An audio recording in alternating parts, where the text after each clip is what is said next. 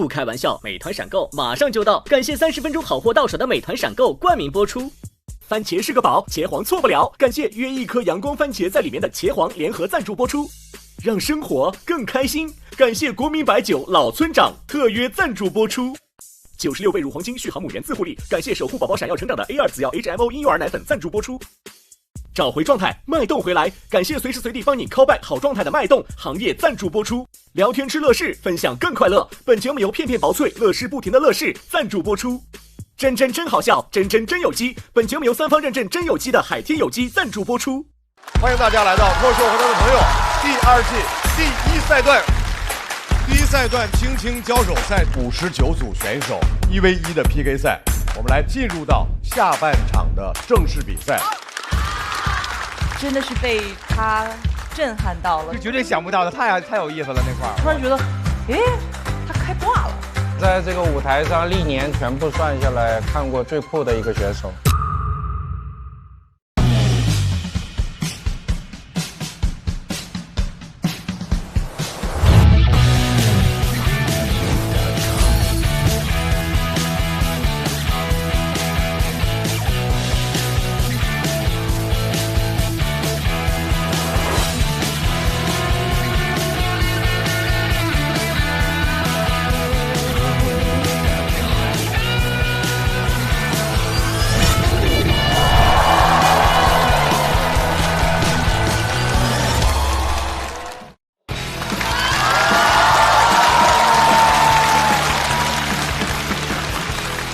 不开玩笑，美团闪购马上就到，感谢快了不止一点点的下一代购物方式美团闪购冠名播出。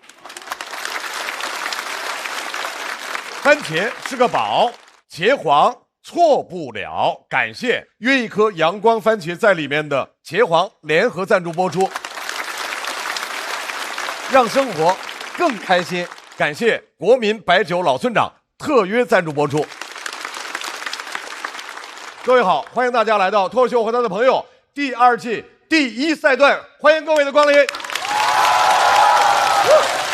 我们这一赛段呢叫做轻轻交手赛，目前鲁豫老师、罗永浩老师、梁展等已经都用完了，只有李宇春老师和大张伟老师还有让待定选手等一等的机会。对，我们来进入到我们下半场的正式比赛。首先要上场的一组 PK 选手是韦大爷和邱瑞。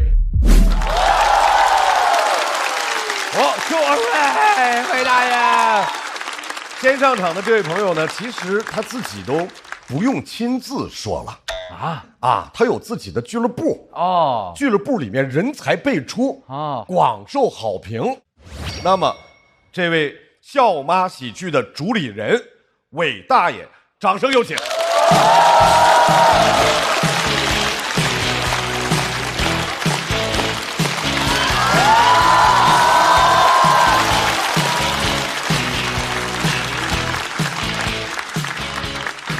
好，大家好，我是韦大爷，楼上的朋友你们好。去年节目播完之后，生活发生了很大的改变，很多人都找过来了，包括我的大学。我校庆那天我就回去了。我是文学院的，去到文学院，我们老师热情地招待了我，然后给了我个礼品袋，里面有文化衫，有红围巾，还有2封信。我就打开看，其中1封信是感谢信。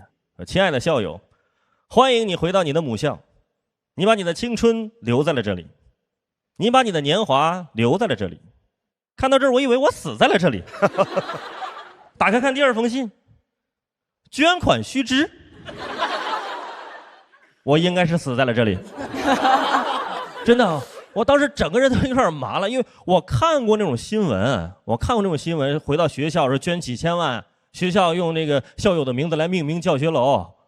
我看我没有那么多钱，但是我就算捐了，用我的名字命名教学楼，大野楼，就感觉跟养老院一样。然后就算用我俱乐部的名字来命名，校麻楼，寓意也不好啊。毕业之后直接成为社会的麻楼。老师跟我说，那接下来有一个线下的活动你去参加吧。然后我们是这个文学院我们有一个礼堂，进去有这个交流会我还被安排在第1排，还要发言我当时就很紧张，因为我担心有校有人的真的捐钱怎么办啊？是吧？我就很紧张，在那等。还好前面的几位学长学姐呢，只是表达了一些思念。直到我前面这个学长，我文学院的学长啊，大我10届，站起来说：“雷军去年回到武汉大学，捐了13个亿。”我心想，谁问你了？在干啥呢？你在这儿啊？就你会认字儿？我正在迟疑的时候，这大哥接着往下说了：“当然了，我们没有雷军这么优秀。我这次来呢，只带了2个亿。”我脑子当时就炸了，朋友们，说完了，下一个就是我怎么接呀？啊，我只能说我死在这儿，我把遗体捐给学校吧。说我正在迟疑，正在坐如针毡的时候，那大哥接着说了：“啊，我这2个亿呢，就是青春的回忆和咱师生的情谊。”我说玩这个是吧？今天，好家伙，你这不止2个亿啊，你还有虚情假意跟忘恩负义呢，你这是4个亿啊，4个亿啊！我们院长听到2个亿的时候，噌都站起来了，听到后面噌又坐下了，紧急撤回了一个 respect。这研究了一辈子诗词歌赋的文学教授，坐下的同时直接说脏话了。真的，我心想，学长那会儿我就想送他1000万，我让他出门千万要小心。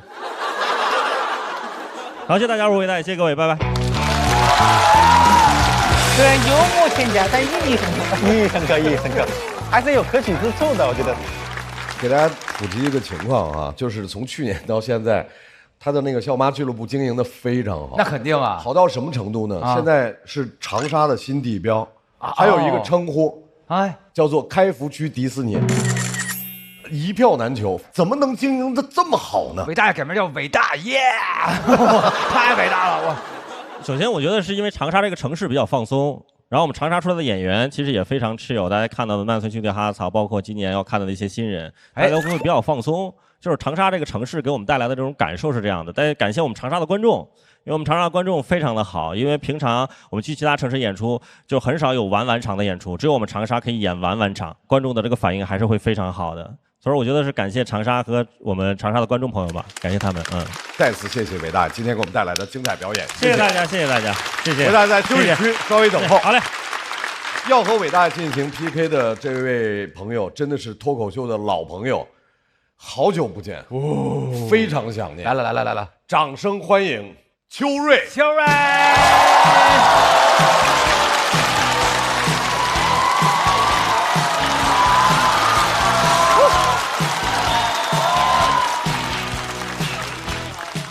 Hello， 你们好，秋瑞。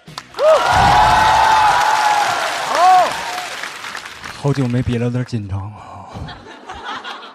说实话，作为选手，这个比赛就只能激发出我人性中那些恶。平时大家写出一个新段子，我真替他高兴。但一站到比赛这个舞台上，我看到这么多新人，这么多好段子，我只觉得王府里的女人太多了。这时候看同行写出一个新段子，感觉就像跟你一起争宠的嫔妃，她又怀孕了，我一胎也没有。我知道做姐妹的应该替她高兴啊，但我更多的是焦虑，看着自己那篇空白的稿子，有点跟华妃共情了。我说怎么人人都能生，偏偏本宫生不了？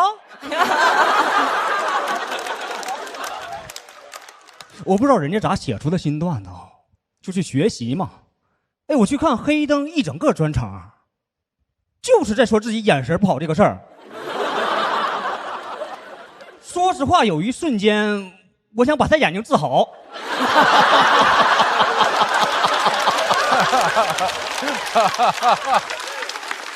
站到比赛这舞台上，心态就扭曲啊！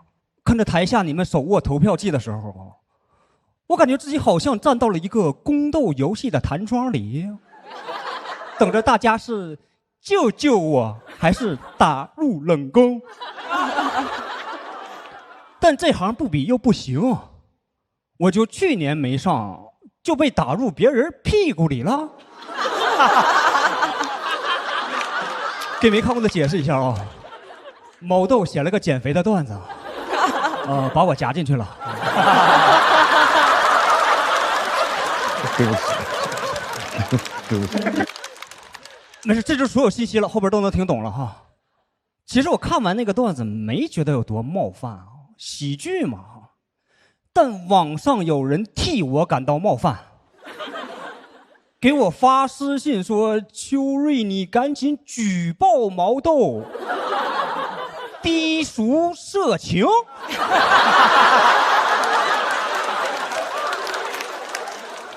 哥们儿，低俗我看出来了。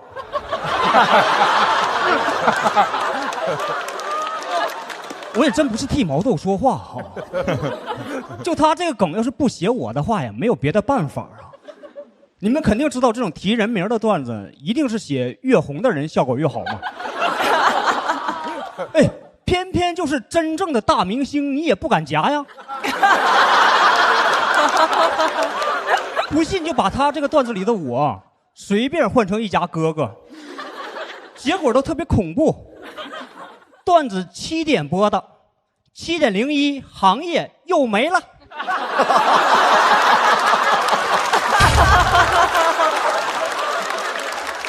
戛然而止。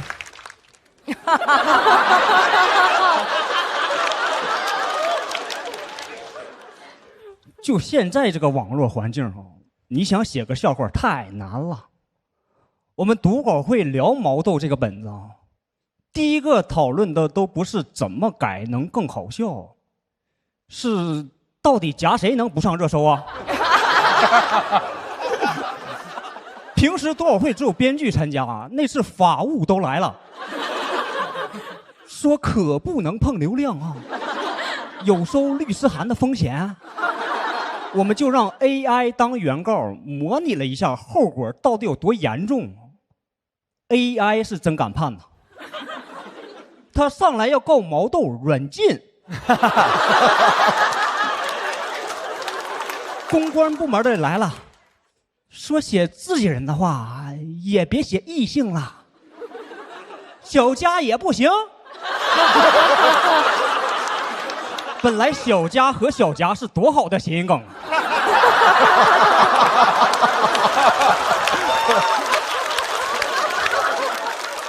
对呀，我去年只能夹多少？最后只能让他夹我了。我是毛豆唯一的家人们其实毛豆屁股里能夹的东西就是脱口秀能冒犯的边界。我们私下里讨论过说除了我之外有没有什么更好的解决方案？说夹了不能被网友骂，还有热度，甚至能被网友夸。哎，我们琢磨了半天，只想到了一个就是去夹小鬼子。但导演组听说我要讲这段也害怕，说提了这么多次屁股，会不会被平台限流啊？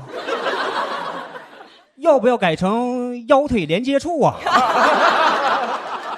对吧？网上就根本找不到那种说出来能让所有人满意的教科书式的表达，甚至教科书在网上都有些网友骂。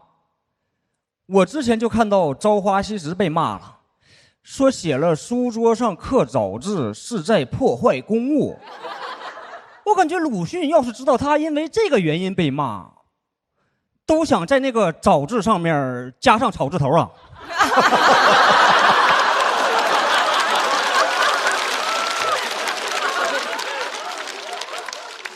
我现在上网就不说话才安全偏偏我们又是靠说话吃饭就导致网上发生有些事儿，本来我不想说但他有人艾特你。前段时间就有一家哥哥唱歌跑调的短视频，就有人艾特我说素材来了。我心想，这是素材吗？这不是棺材吗？难听两个字我敢说。评论区好几万条留言我的心情跟那个热评第一是一样的你们不说我也不说。脱口秀现在最重要的是好笑吗？不是安全吗？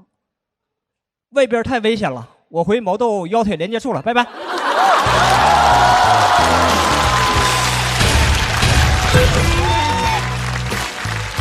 秋瑞，锁票倒计时。再次感谢秋瑞的表演。秋瑞，你是怎么想到写这么一个篇稿子的？秋瑞，感谢毛豆吧。放你出来了啊！我本来就打算。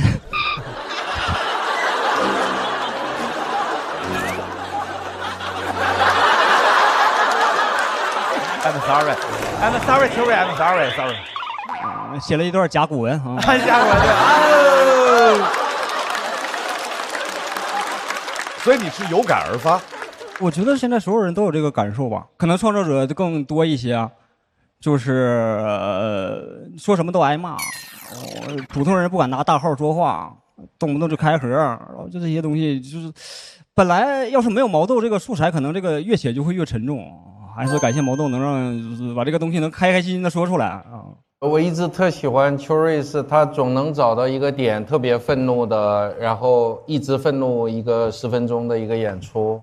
但实际上他又很了不起，是他这个愤怒完了，其实也是相对安全的。这个是非常非常了不起的一个创作能力。然后就刚才讲那个边界感，我就感触就非常深，因为其实这么多季我们听脱口秀，我们所获得的就是我们的接受的边界在拓宽，你们讲述边界也能拓宽。那我们去接近那个边界，不是为了去伤害，不是为了去冒犯，就是为了我们共同都有一个更能喘气儿的一个空间。所以其实我们听完以后，你的愤怒可能某种程度得到了舒缓，我们也能够获得更松快的一个呼吸的那种感觉。所以这是一个特别让人舒畅的一个双赢的一个局面。秋瑞就是摇滚乐啊，就是厉害啊！谢谢我们校友团给出的非常非常好的意见。同时，韦大爷回到台中，我们先来看一下校友团给出的票数。秋瑞大幅度的领先，那么我们来看一下2位演员的得票情况。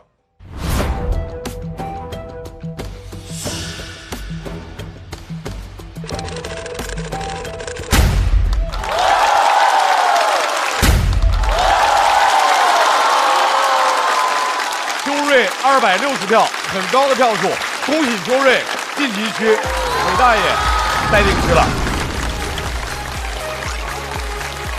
对不起，秋瑞，我不该把你夹在屁股里，对不起。马上要进行 PK 的2位演员是艾斯和小帕。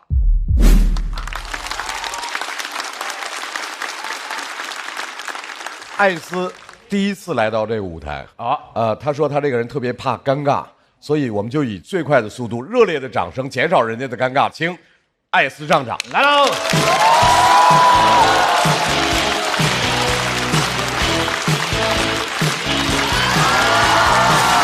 艾斯来了，来自我们北大的阳光大男孩，也是我们在读大学生代表队中的一员。对。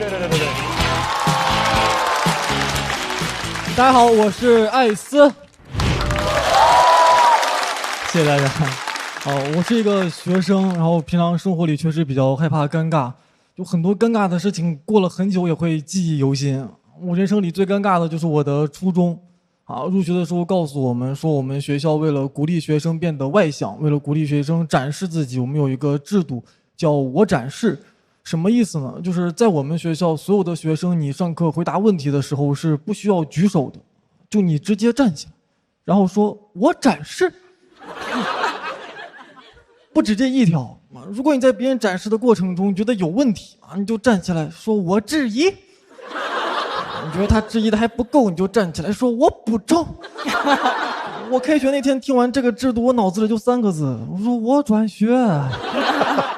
就这也太尴尬了吧，尤其是这个我展示，你说我回答都行啊，我展示，我感觉我是一个孔雀。然后老师说，同学们，我们就按这个我展示来试一下，大家回答一下问题全班5分钟鸦雀无声。5分钟之后，你才听到一声我展示，是我们班学习委员站起来了，他也是站起来之后才成了学习委员。很快，周围同学陆陆续续都开始展示了，这搞得我开始有点焦虑了。我说我展不展示啊？就感觉是一个抉择的时刻，你要么成为这个班级里的大多数，但你就不再是人类里的大多数。我纠结半天，我咬咬牙，我说我展示。我站起来才发现这题我不会，很难适应。我特别羡慕我同桌，他很快就适应了这种表达方式，他甚至都有点融会贯通了。有一天我们老师在黑板上布置作业，我同桌站起来，我反对。他是真厉害。后来基本全班都适应了这个制度啊，反而是很多新入职的老师适应不了。你想刚刚毕业的大学生来上自己的第一堂课，问自己的第一个问题啊，同学们，杜甫是哪一个朝代的呀？你正常的时候大家又一起唐朝，我们班50多个人拍案而起，我真是。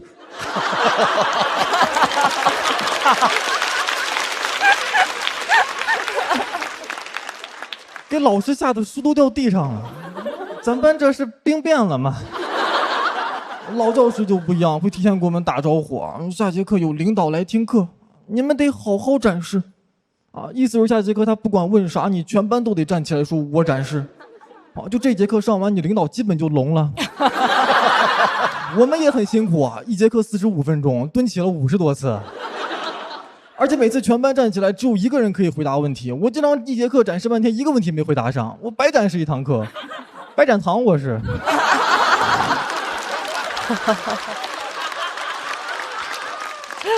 长大后和朋友聊天也很难融入啊，他们吐槽说这个小时候的动画片也太尴尬了吧，里面的人动不动就大声喊出自己的招式名。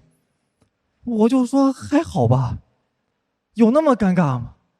奥特曼他也没有跳出来说什么我攻击，这也太吓人了啊！对面小怪兽看到都懵了，互相讨论他为什么要说我攻击啊，我母鸡啊。我们校长他显然忽略了一个显而易见的事实啊，就是在我们那儿只有我们这一所初中实行了这个制度，我们毕业是要上高中的呀。你上高中根本适应不了。我上高中第一天我就告诉自己，我说艾斯，这是一个正常的学校，你可不能展示啊，你得举手。但朋友们，你养成一个习惯只需要21天，我展示了3年，那根本不是我给自己打一个预防针我就能解决的，你根本控制不了自己的本能。我开学第3天就展示了。老师问了一个特别简单的问题啊，同学们，借问酒家何处有的下一句是什么？我条件反射，我展示。全班同学鸦雀无声。我感觉我这辈子到头了，我现在死这儿得了。那借问酒家何处有？艾斯展示杏花村。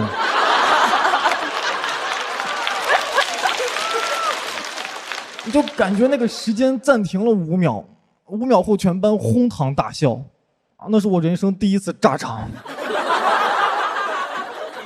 只有我同桌没笑，他看向我的眼神有一点恐惧。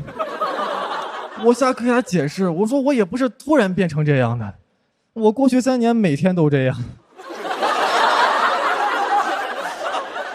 我觉得当时啊，高一是我这个16岁人生最尴尬的瞬间了，你不可能有比这还尴尬的时候了。直到2周后我又展示了一次，全班又是哄堂大笑。那个瞬间我就知道我的高中生活完蛋了，啊，就你不可能有什么这个变化了，你也不可能改变同学们对你的看法了。我就算之后考了这个全校第1啊，照片被贴在公告栏里面，你路过同学看到了也只会说哟，展示哥。唯一能让我稍微平衡一点的，就是隔壁班有一个展示姐，我初中同学，啊，我们每次见面都会互相关心对方。哎，你最近展示了吗？你仔细一想，初中同学毕业之后散落到各个高中啊，都会成为各自的展示哥、展示姐。我们真的是聚是一团火，展示满天歌。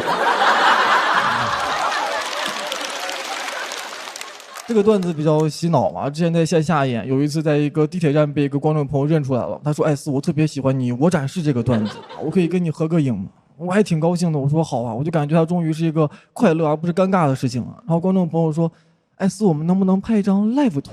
我们边拍边说我展示。”我说在地铁上展示了，感谢谢谢大家。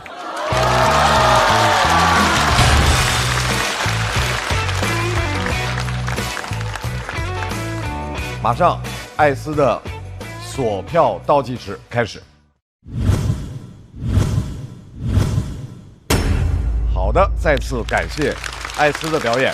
艾斯，你现在的身份是？现在是在北大读研。哦，是什么专业啊？计算机吧，相关软件工程。研几？明年毕业应该是。啊，明年毕业。所以你和小鱼，你们，对我们是一个社团的。哎，你发表意见的时候，你给自己说，我后面加一个动词。我就后边就是，如果说我要说惯了我展示，我可能会变那个音，说我暂时先不说话了。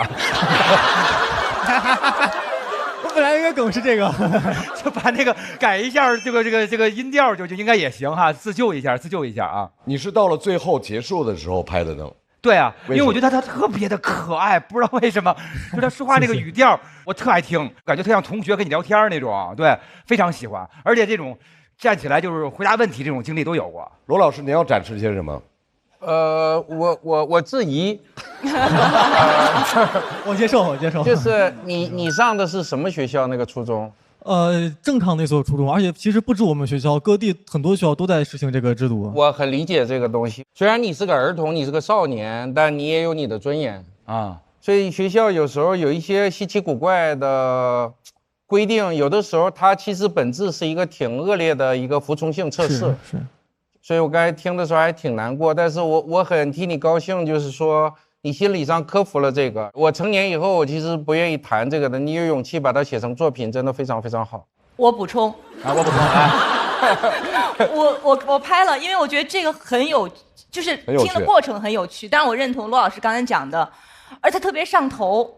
他特别上头，我预感到我今后这几天我会经常重复这个我展示这个句式，所以它的可怕就在于此。然后就你可以解读出很多，就是刚才罗老师讲的，就是那种一个制度或者一个要求对人的异化，所以他其实你笑完之后，像他讲这样，你会心里面其实挺酸楚的。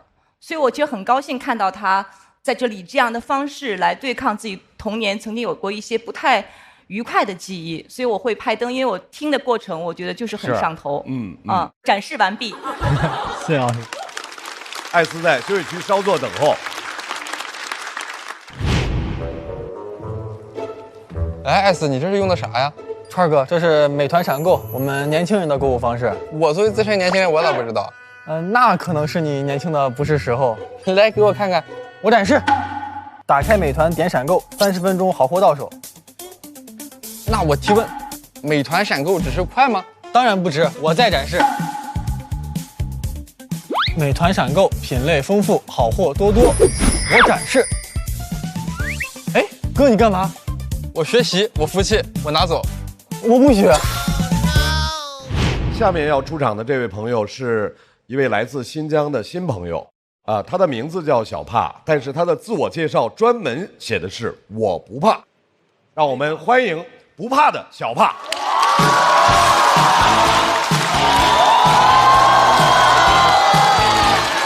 小帕太帅了，太漂亮了，哇！哎，谢谢，啊，谢谢大家，我是小帕，我来自新疆的城市你们知道哪里？随便说。乌鲁木齐、伊犁、库尔，你们说的都是些大城市，很好的地方。我来自一个非常非常小的地方，叫做阿克苏。苹果。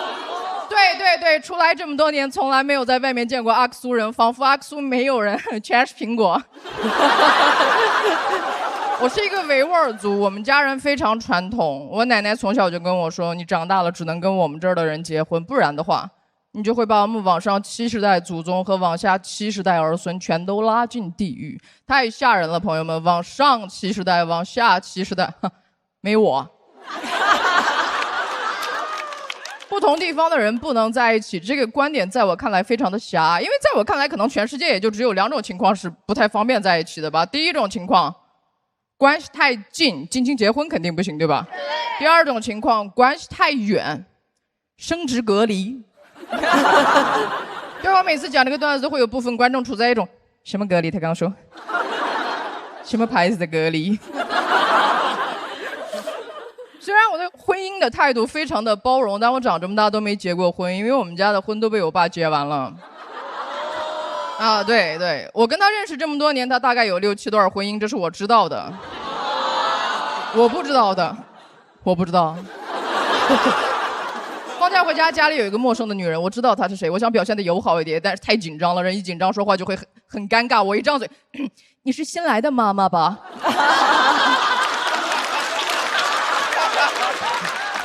在家尴尬，出门也很尴尬。还记得我来自哪里吗？阿苏，苹果比人多的小地方，就在这样一个小地方，我爸结过几次婚，谈过几段恋爱。我跟他一块儿出门，他要是拉着我走着走着莫名其妙的掉头了，我就知道 OK， 碰到前妻了。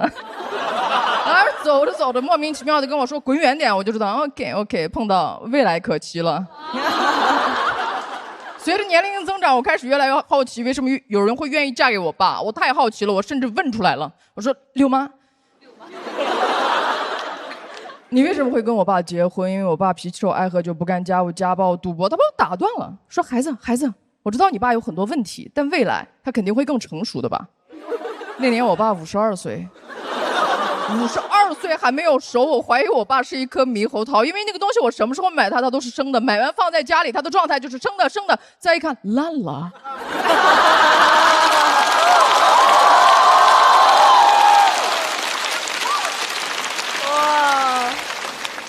我们家所有人都很包容我爸，一直都跟我说你爸还年轻，过2年就好了。他过2年就走了。跟我爸相反的是我不光是早熟的，我是被催熟的。家里人从小就跟我说你不小了，你得懂事儿。那我先走。可能就是因为我爸所谓的不成熟吧，他会同时跟几位女性纠缠不清。我从小也见过那种画面，就我2个妈打起来了，他们在那互相抓，2个妈互相抓，那个场面就特别抓妈。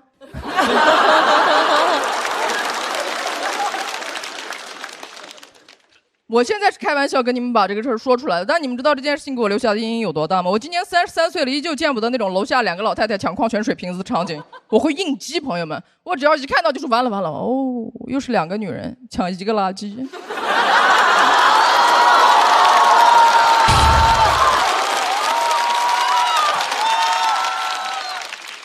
我很好奇为什么我爸能结这么多次婚，我太好奇了。后来我才知道他好聪明，他能把一件利己的事说成是利他的。我问过他，我说你都失败了这么多回，你为什么还要结婚？他说我这不主要是为了给你找个妈妈。他想搞对象，他拿我当借口，我都怀疑他跟别人搞对象的时候说的是不是要不要上去坐一会儿，我女儿会翻跟头。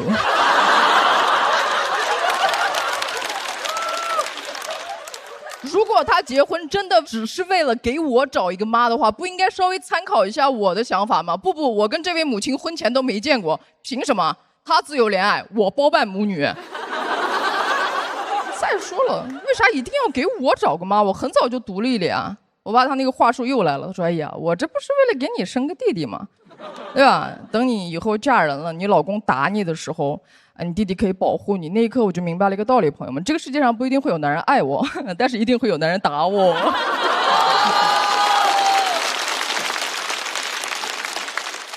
但如果我们按照这个逻辑往下讲的话，对我那个没有出生的弟弟是不公平的，你们不觉得吗？他如果生来就是为了保护我，那他没有自己的人生要过，没有自己的理想要实现啊？他没有自己的老婆要打吗？谢谢。爸的逻辑很奇怪，还等着我嫁人。他一边等着别人把女儿嫁到自己家，一边等着把自己家的女儿嫁到别人家，等价交换。最早的一般等价物是羊，我就感觉自己像那个羊，从一个家到另外一个家，但后来发现自己想多了，羊到了别人家，当羊就可以了，不用当牛做马。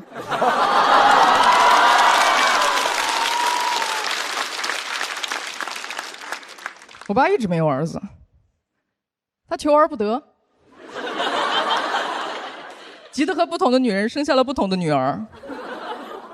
那一刻我发现我爸可能也没有那么聪明，因为他都已经用上控制变量法了，为什么还没有发现问题在哪儿？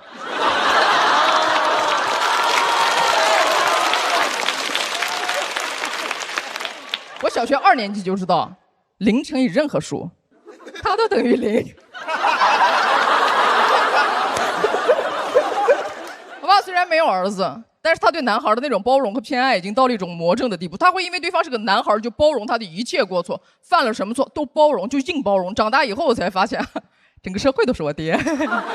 小时候就是真的小小的一点点，我被男孩欺负了，我就回家跟我爸告状，我说爸他揪我辫子，我爸哎呀，小男孩嘛，我说爸他随地尿尿，我爸哎呀，小男孩嘛，我说爸美国往广岛整理颗原子弹，我爸哎呀，小男孩嘛。谢谢大家，我是小帕，谢谢。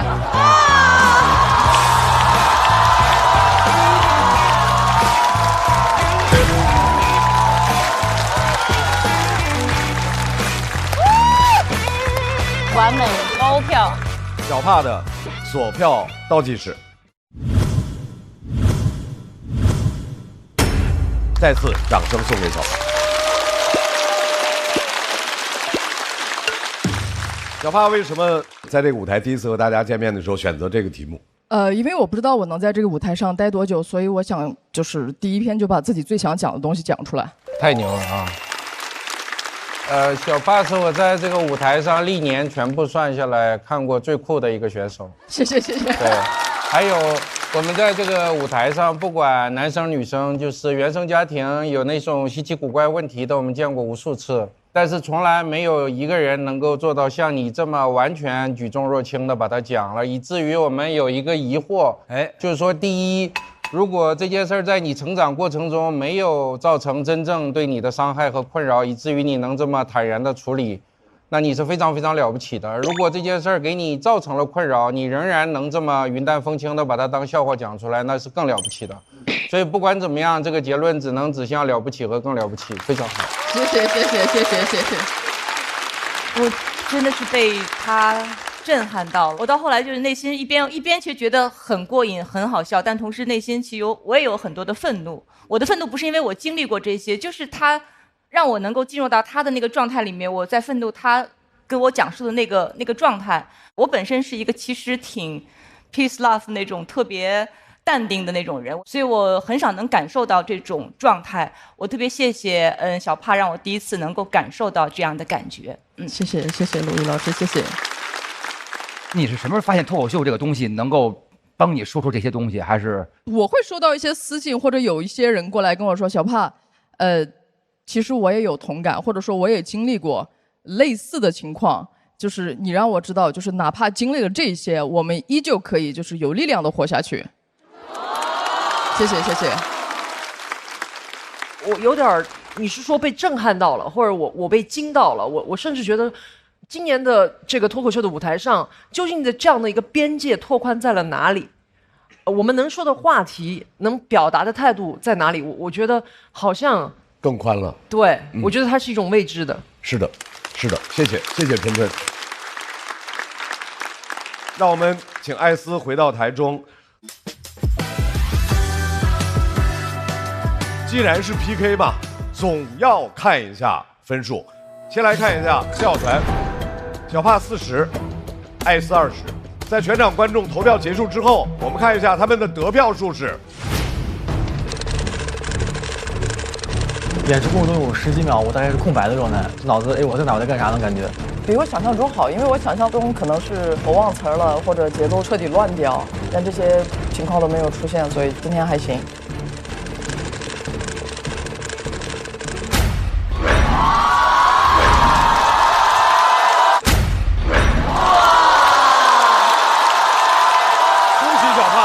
280票的高票，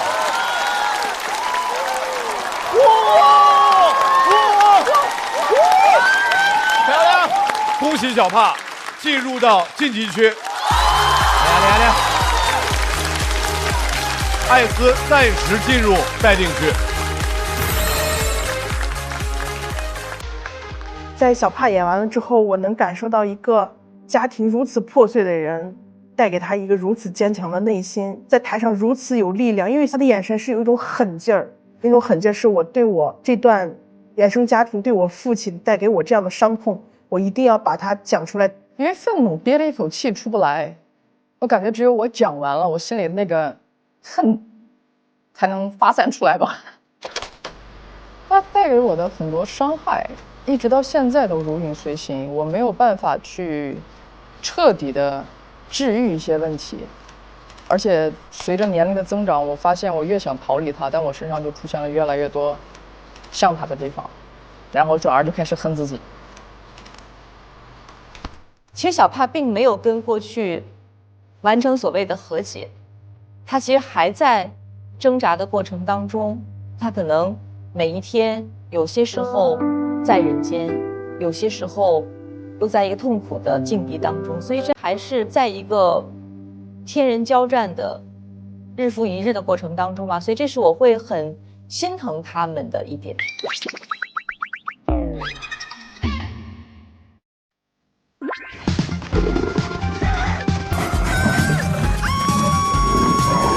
为什么追我？你不是在追我啊，是我在追你。你怎么穿成这样？谁让我说了牡蛎包的梗？懂了，那演吧。为什么追我？因为你点的美团闪购到了。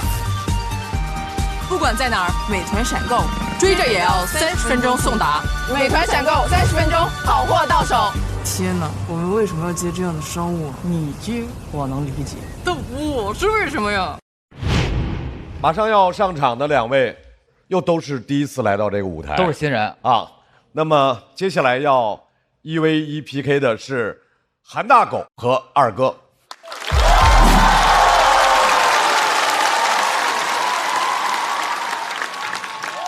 马上要上场的这位，他非常擅长观察生活，把生活的细节当做自己的创作灵感。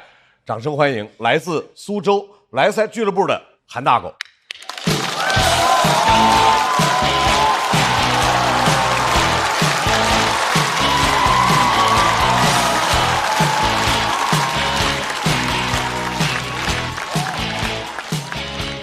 大家好，我是韩大狗。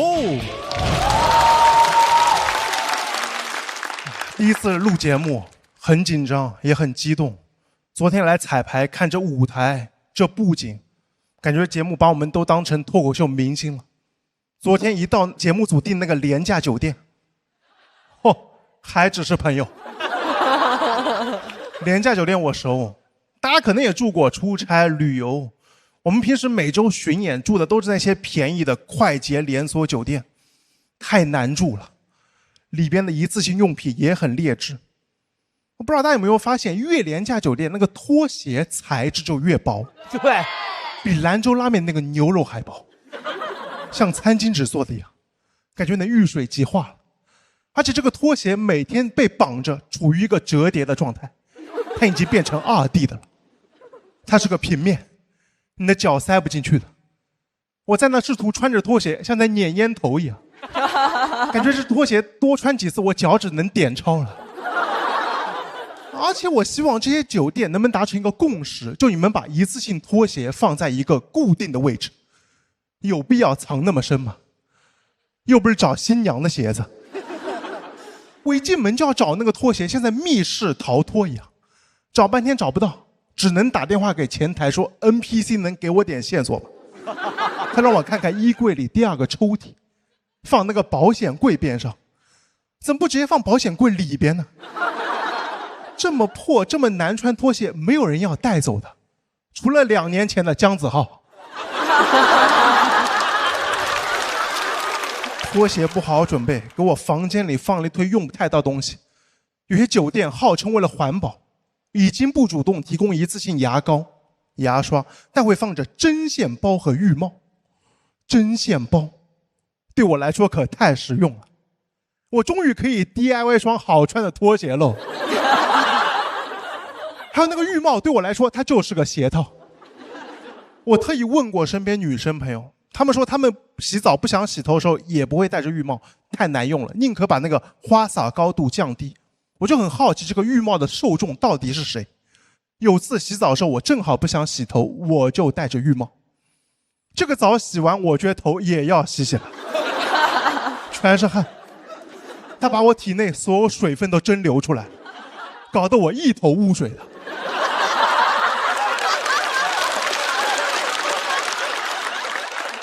想着赶紧找个吹风机吹一下吧，吹风机比拖鞋更难找，总是放在一个绒布袋子里面给你藏起来，搞得像这个房间的公章一样。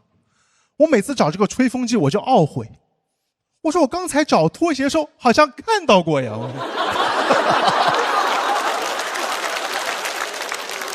而且酒店的床上总有一堆东西，我一个人睡，给我放6个枕头，我睡哪？6个枕头，就算是哪吒来睡，都得要2个哪吒才能用完6个枕头，还不够。床尾还会放一条我把它叫做围巾的东西，一条混天绫。我又很好奇，问了身边酒店行业朋友，我说这个东西是给我擦脚用的吗？他说不是，这个叫床旗，是给那些不想脱鞋子、穿着鞋子躺上床的客人垫脚用的。我说那你就好好准备一次性拖鞋不就可以了吗？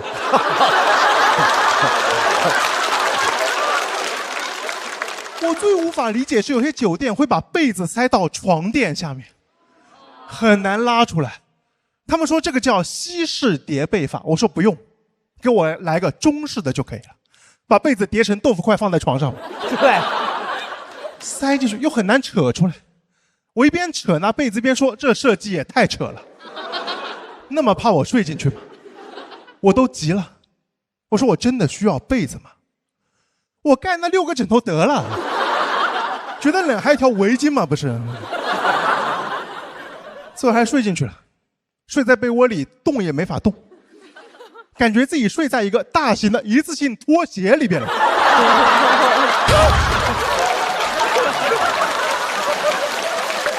对，这个还行，倍儿形象啊！我每次翻身都感觉床在跟我抢被子。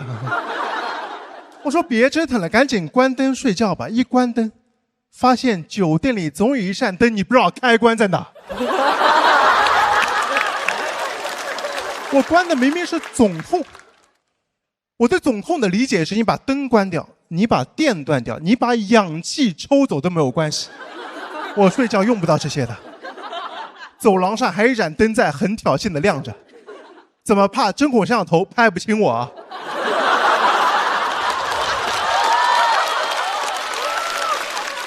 酒店里灯的开关搞得像那个酒桌游戏一样啊，这个是开，这个是关，你猜这个是开还是关？而且有些酒店总喜欢在房间里装一些平时大家装修不会装灯。住过酒店给我床底加了一圈氛围灯，我愣是没找到开关在哪。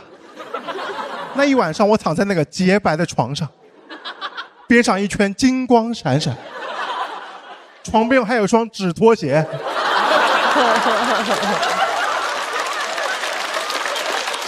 这住的啥？元记酒店啊！而且你在酒店洗澡也很麻烦，你在酒店洗澡永远不知道那个水会从哪个喷头里喷出来。我在那调跟个 DJ 一样，一不小心就会从上面像下雨一样淋我一头。早知道戴个浴帽了。而且有些很破的酒店，它的水温不是线性的，就是你洗澡的时候，哪怕你拽着淋浴水龙头把手一点一点、1毫米1毫米这么调，你都得不到你想要的温度。哪怕像电影里那种大盗开保险箱带着听诊器调都没有用，它只有2种温度，还有点冷。哦，走。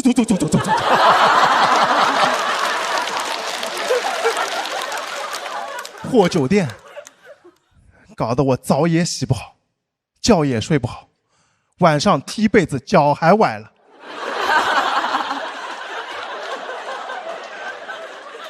气得我退房的时候就想把那个房卡塞到拖鞋里，拖鞋叠起来放在浴帽里，浴帽用针线包缝起来塞到床垫下面，找去吧你们！估计很快就找到了，有摄像头嘛。谢谢大伙儿，韩大狗，谢谢。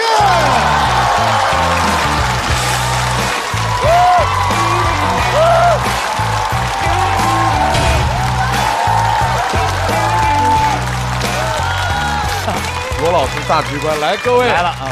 锁票倒计时，再次掌声送给韩大狗。他其实不光是一位优秀的脱口秀演员，他自己还是刚才我老提的那个苏州莱塞俱乐部，然后他是主理人。主理人啊，对。那上台演出的经验比较多，相对比较多，也讲了有4、5年了。刚才特别有感触，就是那个晚上蹬被子那个。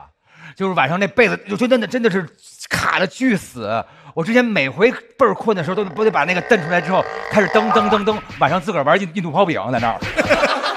你说还有一个什么床会有氛围灯啊？跑马灯啊？它底下有一圈，围着床底做了一圈那个氛围灯。跑马灯，跑马的汉子，你在上面就，我真是开了眼了。是吧？您也觉得他那个中间那些细节找的挺准的，特别好。我其实昨天晚上他刚才讲那些事儿，我已经碰到了好多。我昨天晚上因为找一个不知道是加湿器还是空调的一个机器的开关，我不知道怎么开关，我把那个电给拔了。然后电视我实在不知道该怎么开关，我说你亮着吧，我就亮着睡的。关了那个总开关以后，依然洗手间有一个，它不是氛围灯，是洗手间的一个好像是夜灯，手夜灯，对，那个我必须要关。我找了半天把那个关了，然后床旗是我第一次知道这叫床旗，我不知道它是搁脚的，我一直认为它是个很高档的，我每次把它叠得很好放到旁边。您还帮他把它叠了呀？对，因为我觉得我说这个它一般都是那种你也叠那种像绸缎一样，你会觉得它是个装饰。对，我认为它可能是高级的东西。没有当过披肩吗？这么着差点。让我们感谢一下韩大狗精彩的表现啊，给我们带来了这么多有趣的讨论，谢谢大狗，谢谢。大狗前面是小帕，韩大狗怎么能接受这么帅的表演？前面2分钟啥声没有，我寻思完了，我要安慰他了。后面就是硬靠自己讲起来了，很为他感到开心。韩大狗上去的时候，我其实有点担心，因为他没有走自己的人设，然后走了一个观察，而且那个观察还是不是那种大共鸣的，他的处理、他的类比、他的喜剧效用的非常好，把所有的元素都混在一个空间里，然后一直重复的出现，最后拿情绪顶上去。今年还是证明了自己。下面这一位也是第一次来到这个舞台，他身上有一种很特别的气质，就是叫愣的愣幽默啊，但是呢，他其实离火很近，不远。来，让我们欢迎这位脱口秀演员，掌声有请二哥。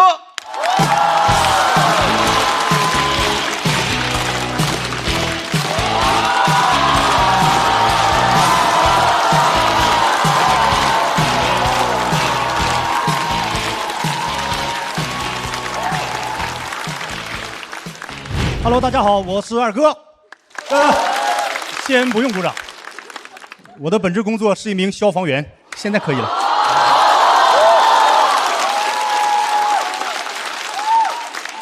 真的，你们很可爱，但是你们也很幸运，因为你们今天遇到的是在讲脱口秀的我，而不是工作中的我啊。我喜欢讲脱口秀，是因为它能够让我讲真话。以前没讲的时候，经常有人问我，说你为什么选择做一名消防员？我说因为喜欢，因为热爱。但讲了脱口秀以后，我得抒发真情实感。什么喜欢，什么热爱，不是还有责任、使命和担当吗？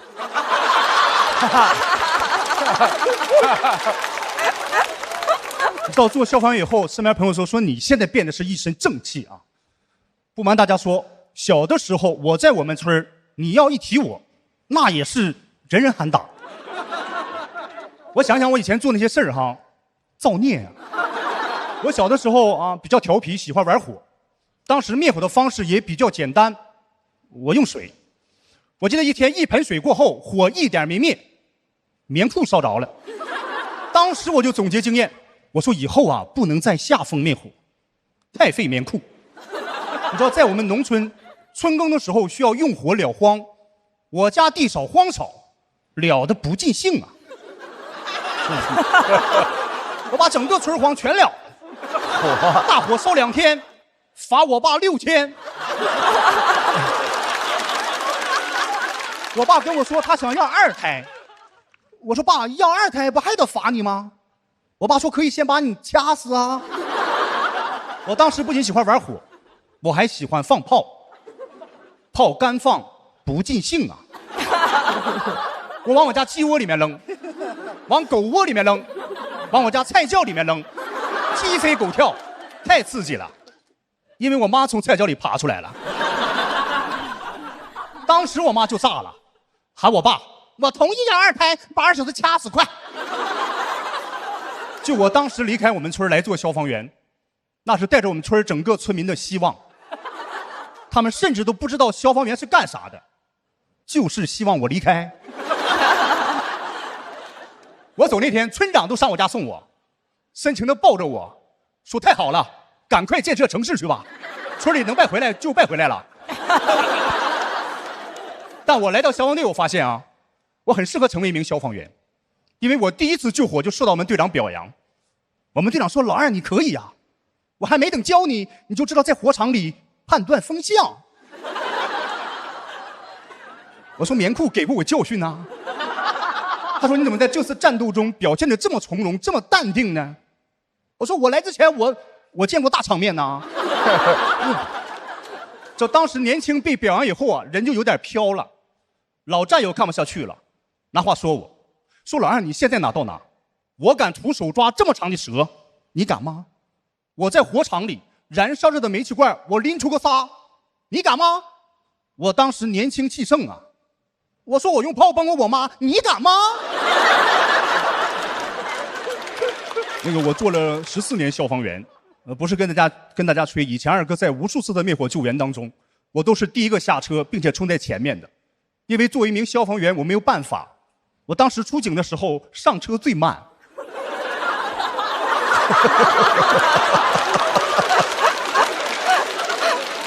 当然，谁不是生来都是一名消防员的？一开始出警的时候，我也害怕，我也恐惧。我记得有一次，一个服装厂起火，火很大，我很害怕。下车的时候，我给自己打气，我搁那碎碎念，我说没有事啊，火不大，火不大，不要怕，不要怕，火不大。结果说我队长从我身边过，说老二，你说这火不大，你见过大场面呐？让我进去搜救被困者，你知道进去以后烟很大。这个时候，我忽然感觉到在不远处有2双眼睛在盯着我。我当时一咬牙一跺脚冲进去，成功救出俩假人模特。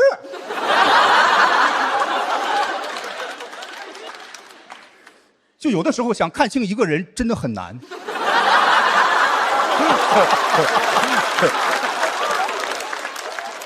当时那个老板感动的都快哭了，说兄弟啊，你救出2件貂多好啊，比这假人贵多了。我队长还表扬我，说我冷静，说我在众多假人当中选择先救童装模特。提到消防员，大家都知道危险啊。我也是在2年前受了一次工伤啊，我是这个右膝盖做的半月板2/3的切除和前交叉韧带的重建手术啊，比较严重。说这些是想告诉大家什么呢？平时大家知道消防员危险，但是不知道消防员究竟多危险，不知道打篮球的消防员多危险。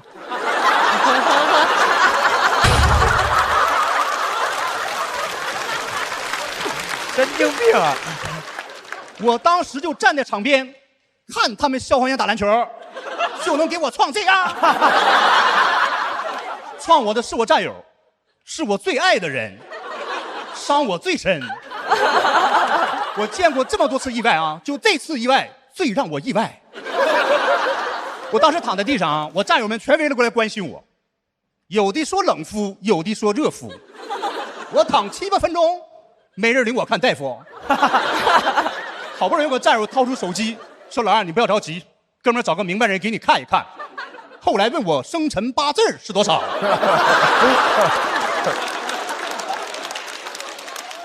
这个时候我队长过来了，我一看我队长过来了，我说队长完了，我可能是骨折了。我队长很严肃啊，不可能，我最有经验。你站起来我看下来。我猛地一站，就听咔吧一声。队长说现在这叫骨折，送医院。来到医院，大夫很专业，一看片子，妈呀，你怎么整的？我不好意思说，我说我打篮球。他说完了，你以后打不了篮球了。你要是喜欢呢，你只能看他们打篮球了。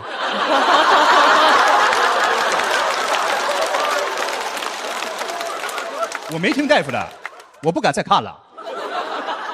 你知道我做很多年消防员，我饱尝人间烟火。你知道很多人问我说你在进行一些比较危险救援的时候，你脑子里在想些什么？是像影视剧里想的那样，想奉献、想立功吗？其实我没那么高大上，我没想过奉献，没想过立功，但我更没想过后退。谢谢大家，我是二哥。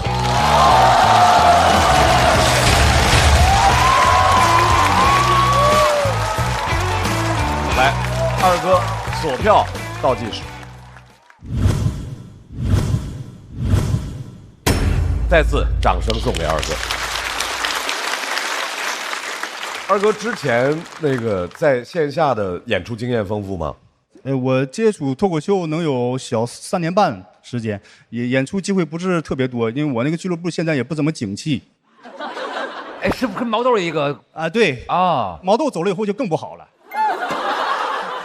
我为什么问这问题？我觉得他在台上还是很从容啊，对非常从容，控台、控节奏、控和观众的互动，等观众的情绪反应的那个点位都是很准的。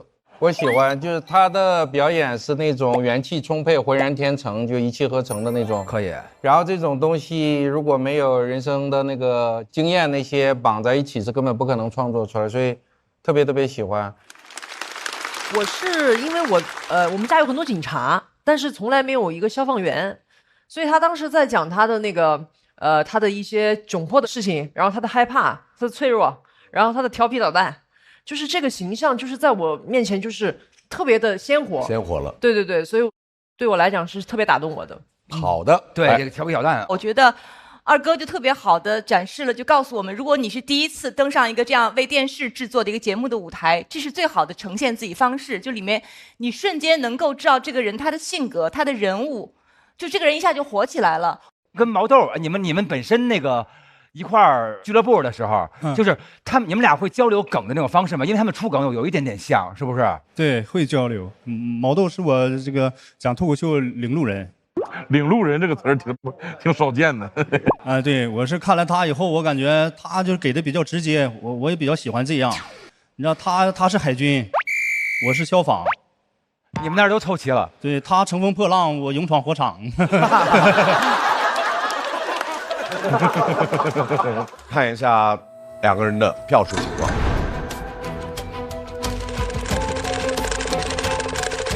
一开始有点紧张，后来一点点就找状态，还行。我觉得我已经拼尽全力了，我几乎做到了我能做到的最好。